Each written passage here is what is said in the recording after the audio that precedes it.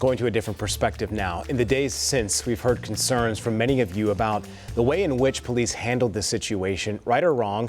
And while we don't have all of the answers for you yet, we are continuing to ask your questions. Yeah, in fact, just a short time ago, Nate Morbido discovered a federal report that raises serious concerns about the U.S. Marshals Service training efforts in recent years. So, Nate here seeking solutions. What did you learn? Well, here's the report. It's from 2021. The U.S. Department of Justice's Office of Inspector General put it together.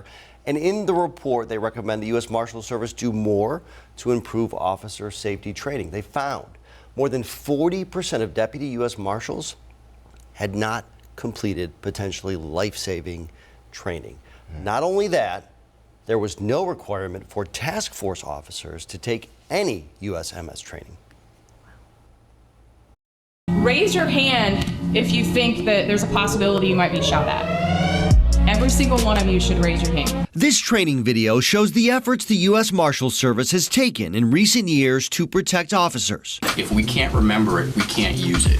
So they can identify and learn from possible failures in a controlled setting. Whether you have 30 years of experience or you have just 1 year of experience, you have the ability to be better than what you are right now. This particular course, offered to non-task force members, builds on the high-risk fugitive apprehension training actual task force officers and deputy marshals take. But a 2021 report found not nearly enough of them went through that training.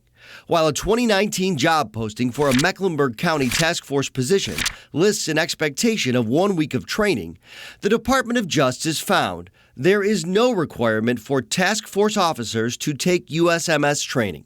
Beyond that, as of February 2021, due to the pandemic and the hiring of new deputy U.S. Marshals, the agency reported 41% of its deputies hadn't taken the HRFA training. We provide significant training to all of our task force deputies and task force officers.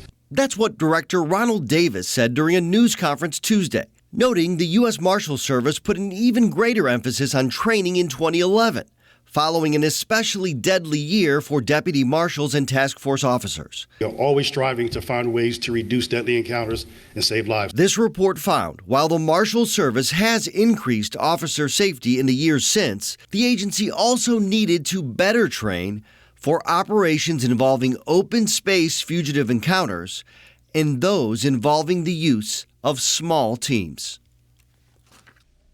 Now, we should point out the U.S. Marshals Service did not dispute any of the findings from this 2021 report, and by all accounts, promised to make a good faith effort to follow through on 7 recommendations made by the Inspector General.